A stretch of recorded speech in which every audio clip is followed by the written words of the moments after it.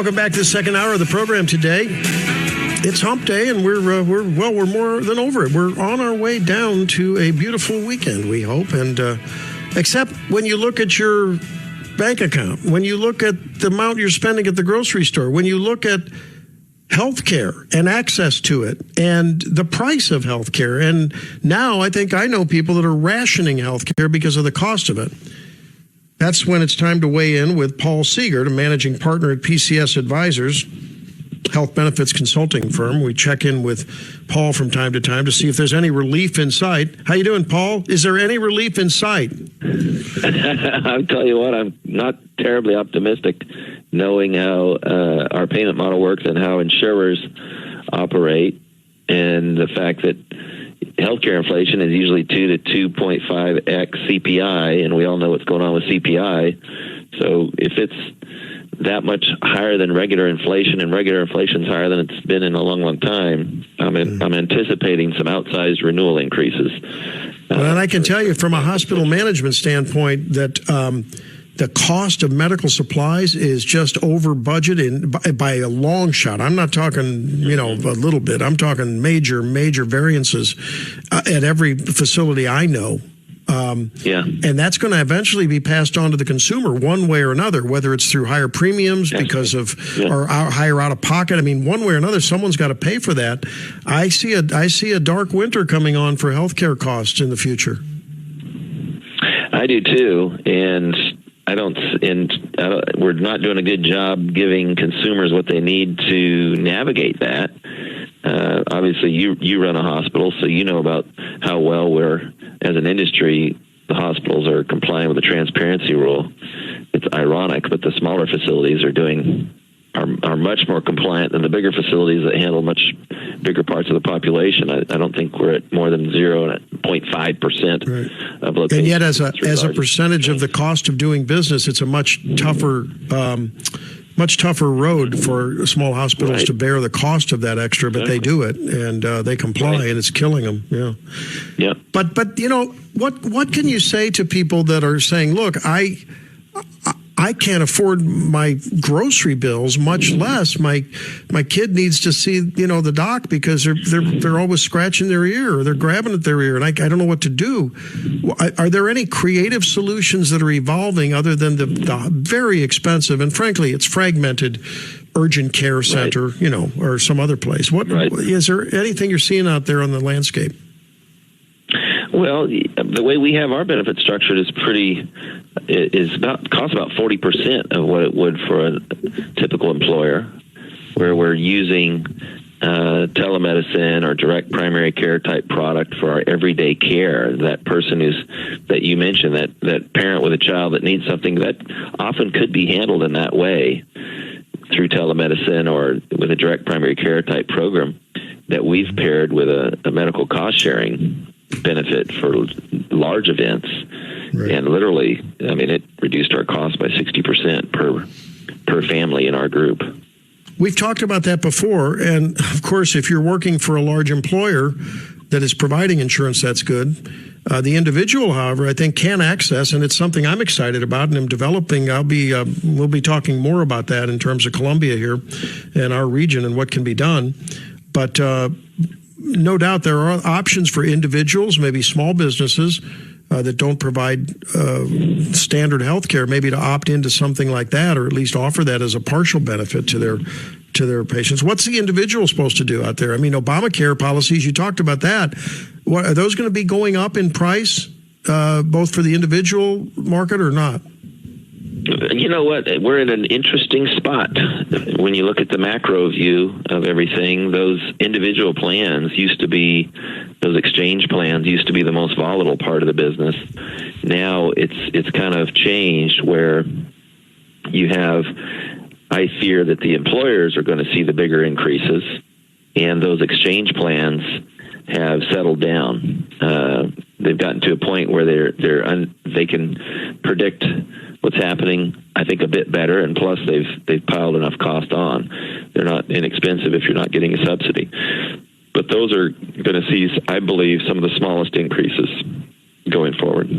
Okay, at least in the near future, in the next couple of cycles. So it's still an option for them then. Good.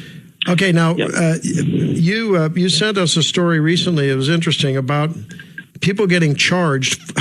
A patient got charged $40 for crying during a doctor's appointment. Now that really shouldn't happen anywhere, should it? Tell us, Paul. There's more to the story than that, isn't there? To fill in the blanks, would you? Well, I think it's really the folks that do well in the business are good at billing, and so in this case, I think they billed for a mental health assessment, and it really was just that a person had that emotional event during an appointment, and they weren't there for that, and they didn't report that they had a mental health assessment, but they were billed for that. And I mean, it does highlight the fact that you should look at your bills. It's not always that easy to get them, but you should look at them and see what's going on. They're not always correct. And you should ask you should ask for a discount if you're willing to pay off your bill totally. Right. You should ask for a discount. And some places will honor that. Some places only if you're uninsured will they do that. Other places, even if it's a portion of your self-pay, they'll go ahead and do that. If you're out of pocket, right, they'll do it too. And I don't know. Well, I do know the policy of the University of Missouri here on that latter fact, and they do not offer discounts if you're paying out of your pocket on your balance bill. But that's okay. That's their policy. I don't know what Boone Hospital does, but maybe we should check in with them. But people need to be aggressive shoppers. It's a retail environment now. That's right. That's right. Right? At a minimum. We need to give them the information to consume better. Actually, other recent news, 2 hospitals in Georgia are the first 2 to get fined for noncompliance with the transparency rule. Mm-hmm. And I think that can be positive. The fines went from being insignificant to these bigger hospitals, $300 a day, $109,500 a year, who cares, to the max of $2 million. And that could still be a nominal number to some of these really larger facilities, but I think it's positive that there's some enforcement that's happening because, to your point, I mean, how do you consume without knowing what things cost? And if we could get to a place where, as a consumer, even with insurance, the way these plans are going, people have a lot of costs that falls on them personally, and prices can vary wildly in the same town. So it can be really helpful if we give people that information to consume well, like they do with other things. A caution, though, the transparency rule only requires that hospitals and facilities post their list price. So people should think of it as car shopping because you can get discounts. If you ask for discounts, I guarantee most places are going to give you discounts. So while one place may say they charge $10,000 for a colonoscopy, you can have a conversation there, and it may be that another place that posts the price of $8,000 won't discount it as deeply, and you end up saving with the first place. Right. So, if there's a place you like, you should ask. You should say, "Hey, I really like your place. I'd like to use it. Your posted prices are charged. What can you do for me?" I mean, it's becoming just a horse trading event for healthcare. Believe it or not. That's right. We manage health plans, and that's one of the things we do on the back end on behalf of the members is reach out to that, or during that pre-authorization process, offer to pay in full. Don't chase our member. Get paid in full in 7 days. Of course, you only do that on the back end on colonoscopies. No, I'm just kidding. That was a pun. Right. But you know what? We've seen it where they'll discount it 80% off of what that list price might be because, they're not going to have an insurance company string them out for months waiting for their revenue.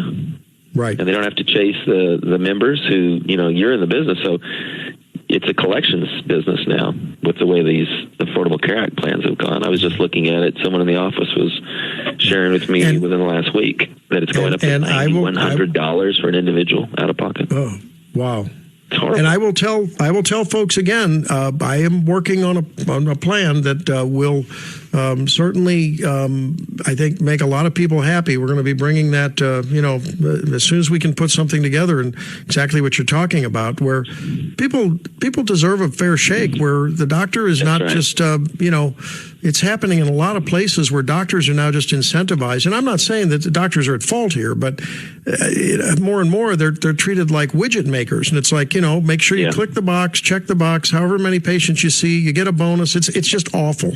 And I know the back end of that, and I don't mind exposing it. I think it's the right thing to do. We need to, yeah. And there are places, though, there are models of care in our town, and I will be talking further about that as details develop, that offer a different alternative, and you and I will be bringing that as well in a generic sense too. So, I just wanted to get your voice on here, because people need to hear ways to try to save a buck, because they need to make sure and put food on the table, clothes on the kids, and a roof on their head, and now healthcare on top of it all. We got to find a way to make it all work. Yeah. I agree. At PCS Advisors is the way you can stay in touch with Paul, managing partner at PCS Advisors. Thanks for being with me, Paul. Have a great evening. You too. Bye-bye. All right. There he is, Paul Seegert.